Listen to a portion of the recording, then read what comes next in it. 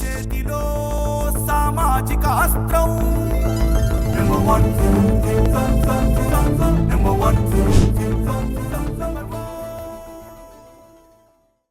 నమస్తే. సామాన్యుడి చేతిలో సామాజిక అస్త్రం నెంబర్ 1 న్యూస్కి స్వాగతం. నేను రవీంద్ర. మరో వివాదంలో విడుదల రజని. త్వరలోనే మాజీ మంత్రి అరెస్ట్ కాబోతున్నారు అనే ప్రచారం, చర్చ చాలా జోరుగా సాగుతుంది. రాష్ట్ర రాజకీయ వర్గాల్లో ఆసక్తికరమైనటువంటి పరిణామంగా మారింది. 2019 నుంచి 2024 వరకు వైఎస్ఆర్సీపీ అక్రమాలు కానీ, అవినీతి కానీ ఒక్కొక్కటిగా బయటపడుతున్నటువంటి తరుణంలో తాజాగా ఆ పార్టీలో సీనియర్ నాయకులు, మాజీ మంత్రి జోగి రమేష్ అరెస్ట్. ఇటువంటి తరుణంలో తాజాగా ఒక కీలకమైనటువంటి పరిణామం. పోలీసులకు కొంతమంది నిరుద్యోగులు వెళ్ళి, మేము మోసపోయాం, మాకు న్యాయం చేయండి మహాప్రభు, మోసం చేసింది ఎవరో కాదు, విడుదల రజని ఆమె అనుచరులు అని గగ్గోలు పెట్టుకున్నారు. ఇంకొక ఆసక్తికరమైనటువంటి విషయం ఏంటంటే, చిలకల్లూరిపేట నియోజకవర్గానికి సంబంధించినటువంటి సొంత పార్టీ నాయకులు కూడా విడుదల రజని, ఆమె అనుచరులు మొత్తం అంతా గ్యాంగ్పై వారు కూడా కంప్లైంట్ ఇచ్చారు ఎస్పీకి. ఇది చాలా కీలకమైనటువంటిది. అంటే అధికారాన్ని అడ్డు పెట్టుకుని అడ్డగోలుగా వ్యవహరించడం, ఏం చేసినా చెల్లుతుందిలే, మనల్ని ఎవరు అడిగేది అన్న విధంగానే కొంతమంది నాయకుల తీరు ఉండేది. దాంతోనే ఇప్పుడు అన్నీ బయటపడుతున్నాయి. దీనికి సంబంధించి ఒక కీలకమైనటువంటి అంశం, గతంలోనే కోట్లాది రూపాయల స్కాములు చేశారని, అలాగే బెదిరింపులకు పాల్పడ్డారని విడుదల రజనీపై అనేక రకాల అభియోగాలు, ఆరోపణలు, కేసులు. ఆ కేసులో విడుదల రజనీకి సంబంధించినటువంటి కొంతమంది వ్యక్తులు జైల్లో కూడా ఉండి వచ్చారు. ఇలాంటి తరుణంలో దాదాపుగా కోట్ల రూపాయలు ఉద్యోగాల పేరుతో, అది కూడా ఆమె డిపార్ట్మెంట్ ఉన్నటువంటి ఏదైతే మెడికల్ అండ్ హెల్త్ డిపార్ట్మెంట్లో కాంట్రాక్ట్ బేసిక్ ఏదైతే ఆమె డిపార్ట్మెంట్ ఉందో మెడికల్ అండ్ హెల్త్, ఆ డిపార్ట్మెంట్లో అవుట్సోర్సింగ్ కాంట్రాక్ట్ పద్ధతిన ఈ రకమైనటువంటి ఉద్యోగాలు ఇప్పిస్తామని చెప్పి లక్షల రూపాయలు ఒక్కొక్కరి దగ్గర నుంచి సేకరించి ఇప్పుడు ముఖం చాటేసినటువంటి పరిస్థితి. అడిగి అడిగి అడిగి అడిగి ఇక చేసేదేమి లేక, బెదిరింపులు, వేధింపులు తట్టుకోలేక పోలీసులను ఆశ్రయించారు. డబ్బులు ఇచ్చింది పోగా తిరిగిమ్మని అడిగితే నీ అంతు చూస్తాం, నిన్ను లేపేస్తాం, నువ్వు ఎలా మాపై మాట్లాడతావో చూస్తాం అని వార్నింగ్. మళ్ళీ చేసింది తప్పు, సరే ఏదోటి చేద్దాంలే అని చెప్పి కూర్చొని మాట్లాడుకున్నటువంటి పరిస్థితులు లేవు. మళ్ళీ బెదిరింపులకు దిగటం, వేధింపులు. ప్రజాస్వామ్య వ్యవస్థలో ఒక ప్రజాప్రతినిధి ఏ రకంగా ఉండాలి, అందులోనే ఆమె మహిళ ఏంటి, ఎవరేంటి, అందరూ కూడా అదే రకమైనటువంటి విధానంలో ఉన్నారు వైఎస్ఆర్సీపీలో. కొంతమంది మాత్రమే, అందరి గురించి చెప్పట్లా. కొంతమంది ఖచ్చితమైనటువంటి సిద్ధాంతాలు పాటిస్తూ వారి యొక్క రాజకీయ జీవితాన్ని ముందుకు తీసుకెళ్తున్నారు. అందరి గురించి మాట్లాడట్లే నేను. ఇదిగో ఇలా ఎవరైతే జోగి రమేష్, కొంతమంది ఉన్నారు పేర్ని నాని, కొడాలి నాని, కొంతమంది పార్టీని అడ్డు పెట్టుకొని రాజకీయం చేసేటువంటి వారు, ప్రజాప్రతినిధులు అని చెప్పుకుంటూ ఇష్టారాజ్యంగా వ్యవహరించినటువంటి వారు. చాలా కీలకమైనటువంటి అంశంగా ఇప్పుడు విడుదల రజని వ్యవహారం. గతంలోనే ఆ నియోజకవర్గంలో స్టోన్ క్రషర్స్ దగ్గర డబ్బులు వసూలు చేయటం, బెదిరింపులకు దిగటం, ఇలా చాలా ఉన్నాయి, ఒక్కటి కాదు. ఇటువంటి తరుణంలో అనుచరులు ఎవరైతే ఉన్నారో వారందరి మీద ఇప్పుడు కేసు నమోదైంది. దానికి సంబంధించి కీలకమైనటువంటి అంశంగా ఒక కంప్లైంట్ చదువుతా, మీకే అర్థమవుతుంది. ఇదేదో మేము విడుదల రజని ఆమె మీద కానీ లేకపోతే వైఎస్ఆర్సీపీ మీద ఇష్టం లేక చెప్తున్నామా, కాదు, మాట కాదు. మహారాజశ్రీ గవర్నీలైన పల్నాడు జిల్లా సూపరింటెండెంట్ ఆఫ్ పోలీస్ వారి దివ్య సముఖమునకు పల్నాడు జిల్లా చిలకలూరి పట్టణం ఎన్టీఆర్ కాలనీ వాస్తవుడైన షేక్ మహబూబ్ సుబానీ సన్ ఆఫ్ జాను వ్రాయించి సమర్పించుకును అర్జీ విన్నపములు. ఘనమైన అయ్యా, నేను 2017 నుండి 2021 వరకు ఎలక్ట్రికల్ కాంట్రాక్టర్గా పనిచేసినాను. నాకు 3 సంతానం, 2 ఆడపిల్లలు, 1 మగ సంతానం. నా కుమారుడు మహమ్మద్ వసీం బి ఫార్మసీ చదువుకుని ఉన్నాడు. నా కొడుకు కావూరు గ్రామానికి చెందిన అంచా భార్గవ్. ఇరువురు చిన్ననాటి స్నేహితులు. నా కొడుకు తరచూ కావూరు గ్రామంలోని తన స్నేహితుడి దగ్గరికి వెళ్తుంటాడు.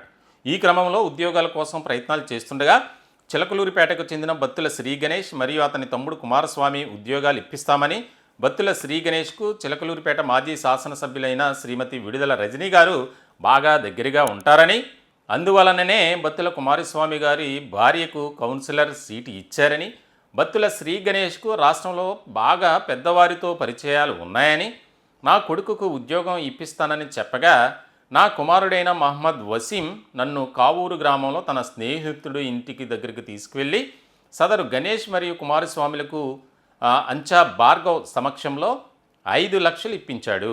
అదే సమయంలో దోర్నాల గ్రామానికి సంబంధించిన తోట మోహన్ కృష్ణ అనే వ్యక్తి బత్తుల శ్రీ గణేష్ కోసం కావూరు గ్రామానికి వచ్చి మా ముందు 3 లక్షలు ఉద్యోగం కోసం కడుతున్నానని డబ్బులు శ్రీ గణేష్ మరియు కుమారస్వాములకి ఇచ్చినాడు. తర్వాత కొన్ని రోజుల తర్వాత నేను బత్తుల గణేష్ గారిని ఉద్యోగం కోసం అడుగగా నువ్వు 5 లక్షలే కదా ఇచ్చింది, మిగిలిన 5 లక్షలు ఇస్తే నేను రజనీ మేడంతో మాట్లాడతానని, ఆ డబ్బులు రజనీ గారికి ఇస్తానని, అప్పుడు ఉద్యోగం పని అయిపోతుందని చెప్పాడు. అంతటా రజనీ గారి పిఏ అయిన మానుకొండ శ్రీకాంత్ రెడ్డి, పిఏ దొడ్డ రామకృష్ణ ఇద్దరూ నాతో మిగిలిన డబ్బులు గణేష్ గారికి పంపితే ఉద్యోగం రావటం గ్యారంటీ అని నమ్మబలికారు. అంతటా నేను చాలా ఇబ్బందులు పడి మిగిలిన 5 లక్షలను పలుమార్లు మరియు పలు రకాలుగా కొంత ఫోన్పే ద్వారా బత్తుల శ్రీ గణేష్కు పంపినాను. దాని తర్వాత 2022 సంవత్సరంలో ఉద్యోగం గురించి అడుగగా పై తెలిపిన నలుగురు మాట దాటవేసి ఉద్యోగ విషయమై కాలయాపన చేస్తూ వచ్చారు. నేను తోట మోహన్ కృష్ణ అనే వ్యక్తిని ఉద్యోగం అతనికి ఇచ్చారా అని విచారించగా పై నలుగురు నన్ను ఉద్దేశపూర్వకంగా మమ్మల్ని చాలామంది మోసం చేసి సుమారు 5 కోట్లు కాజేశారని, ఇది మొత్తం శ్రీమతి విడుదల రజనీ గారి పర్యవేక్షణలో ఆమె పిఏ దొడ్డ రామకృష్ణ, పిఏ మానుకొండ శ్రీకాంత్ రెడ్డి మరియు బత్తుల శ్రీ గణేష్ అతని తమ్ముడు కుమారస్వామిలు కలిసి చాలామందిని మోసం చేశారని, డబ్బులు అడిగిన వారిపై కేసులు పెడతామని చంపుతామని బెదిరించినారు. దానికి సంబంధించిన ఆధారాలు నా దగ్గర ఉన్నాయి. కావున నా యందు దయ ఉంచి పై విషయాన్ని విచారించి నాకు తగు న్యాయం చేయవలసిందిగా ప్రార్థిస్తున్నాను. ఇట్లు తమ విధేయుడు షేక్ మహబూబ్ సుబానీ. మాది ప్రకాశం జిల్లా దోర్నాల విలేజ్. నాకు government contract basic post pharmacist పెట్టిస్తానని చెప్పి బత్తుల శ్రీ గణేష్ వాళ్ళ తమ్ముడు కుమారస్వామి, బెడతల రజనీ మేడం దగ్గర ఉన్న పిఏ శ్రీకాంత్ గారు, రామకృష్ణ గారు మాకు మేడం బాగా పరిచయాలు, బాగా క్లోజ్ అని చెప్పేసి గవర్నమెంట్ ఫార్మసిస్ట్ పోస్ట్ పెట్టిస్తానని చెప్పేసరి అన్నారు. నేను సరే నన్ను ఒకసారి మేడం దగ్గరికి తీసుకెళ్ళి మాట్లాడివ్వండి, నేను అమౌంట్ ఇస్తానని చెప్పాను. ఒక్కొక్క పోస్ట్కి 8 లక్షల దాకా అడిగారు. విడతల వారీగా డబ్బులు ఇవ్వమని చెప్పారు. ఫస్ట్ నన్ను మేడంతో కల్పించి మాట్లాడించండి అని చెప్పాను. నన్ను 2022 జూలైలో మేడం దగ్గర తీసుకెళ్ళి నా అప్లికేషన్ మేడానికి ఇచ్చి ఈ అబ్బాయికి ఫార్మసిస్ట్ పోస్ట్ కావాలి మేడం, మన మనిషి ఖచ్చితంగా పెట్టివ్వాలని మేడానికి చెప్పారు. తర్వాత మీరు ఏదన్నా ఉంటే శ్రీకాంత్ గారితో రామకృష్ణ గారితో మాట్లాడుకోమని చెప్పారు. మాకు మేడానికి మీడియేటర్గా మధ్యలో బత్తుల శ్రీ గణేష్ సన్నాఫ్ సుబ్బారావు నూజడ్ల వినకొండ మండలం అతను మాకు మధ్యలో మధ్యవర్తిగా ఉండి ప్రతిదీ తనే మాట్లాడిచ్చేవాడు. ప్రతిదీ మాకు ఏదన్నా డీటెయిల్స్ కావాలన్నా, నోటిఫికేషన్ ఎప్పుడు వస్తుంది ఏంటన్నా కూడా ఎమ్మటే డైరెక్ట్ మేడం దగ్గర ఉన్న పిఏ వాళ్ళకు శ్రీకాంత్ గారికి, రామకృష్ణ గారికి ఫోన్ చేసి మాకు ఫోన్లో డీటెయిల్స్ అన్నీ ఎక్స్ప్లెయిన్ చేసేవాళ్ళు. నేను నోటిఫికేషన్ లేట్ అవుతుంది కదా, నేను అమౌంట్ సగం ఇచ్చాను, మరి ఎట్లా నా పరిస్థితి అది ఇది అని అడిగితే, ఇదిగోండి నేను నోటిఫికేషన్ ఇచ్చాను, నాది అప్లికేషన్ ఫాము, విడతల రజనీ కాడికి బత్తుల శ్రీ గణేష్ ఇతనే నా దగ్గర నుంచి డబ్బులు తీసుకున్నాడు.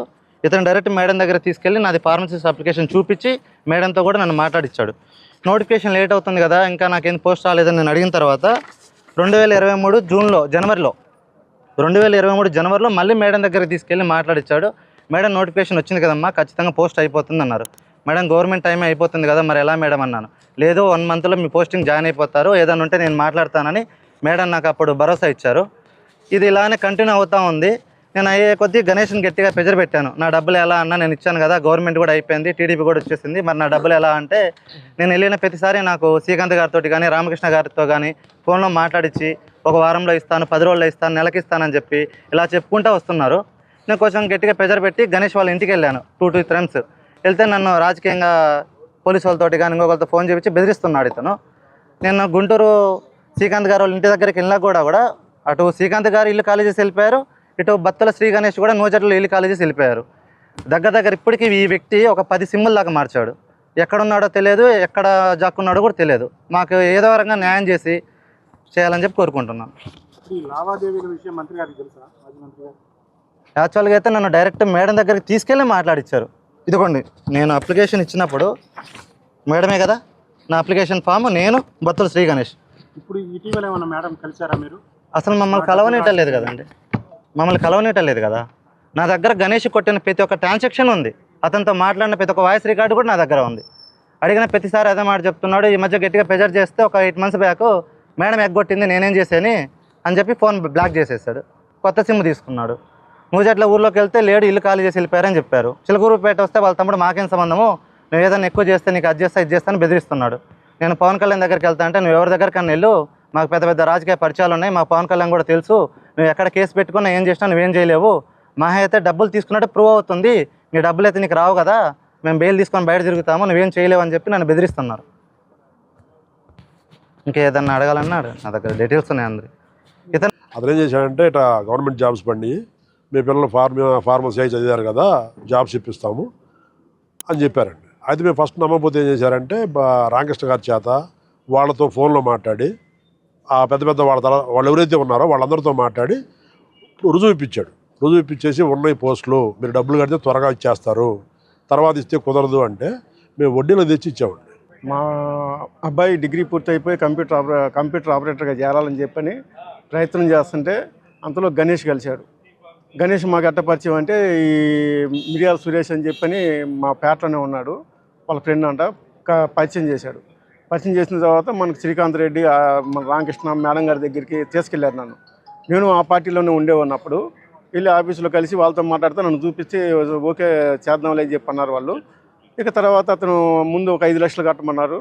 తర్వాత నేను తీసుకెళ్ళి బొప్పూడి గుడి దగ్గర ఉంటాను, వచ్చి కట్టమంటే నేను మా ఫ్రెండు గుంజి వీరాంజనేయులు నేను వేరే అతను వెళ్ళి మేము 5 లక్షల ముందు ఇచ్చామండి. తర్వాత అది కాంట్రాక్ట్ బేసిక్ పోస్ట్ అని ముందు చెప్పాడు. తర్వాత కాదు, ఇది పర్మనెంట్ పోస్ట్ కాబట్టి 10 లక్షలు ఇవ్వాల్సిందే, లేనిదే కాదని చెప్పని అన్నారు వాళ్ళు అని చెప్పారు. చెప్తే సరే నేను అప్పటికి వాళ్ళ దగ్గర అప్పులు తీసుకొచ్చి ఫోన్పేలో చేశాను. ఇది ప్రాథమికమైనటువంటి ఒక కంప్లైంట్. ఇది బేస్ చేసుకుని మాజీ మంత్రి విడుదల రజని, ఈ నలుగురు పిఏలు కానీ అనుచరులు కానీ చెప్పుకుంటున్నటువంటి వారిపై కేసు నమోదైంది.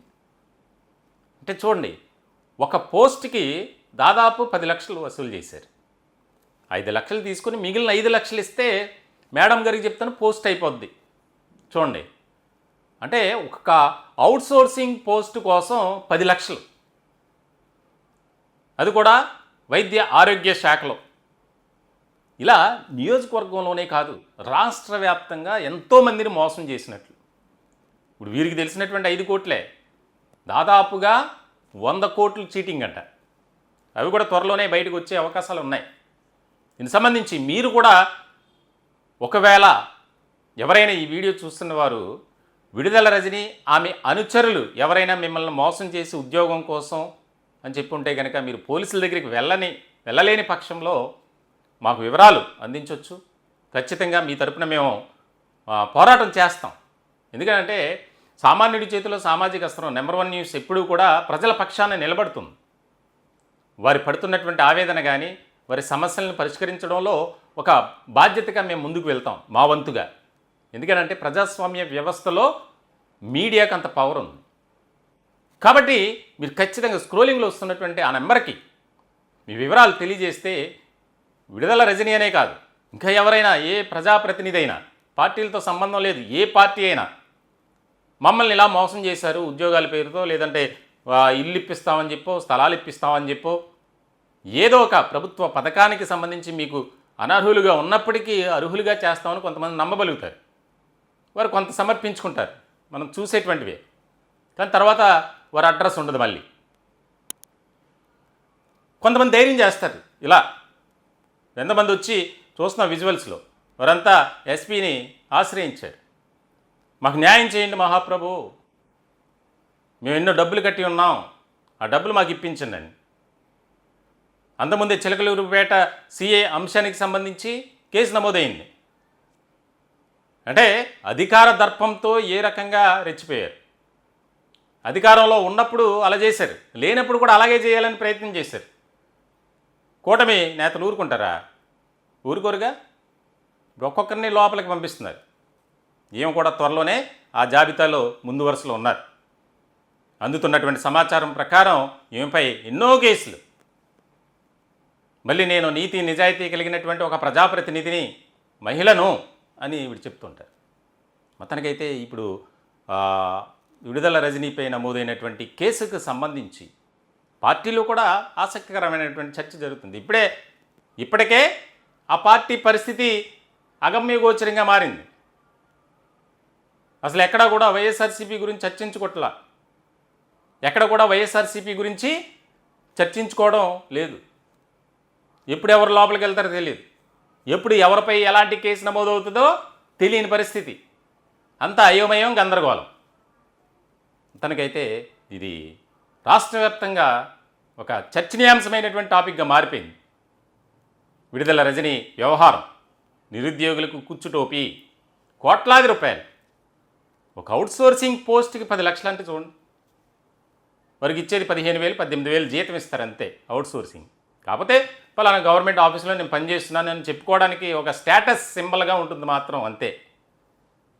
మరి ఎంత అన్యాయం అని, ఎంత దారుణం.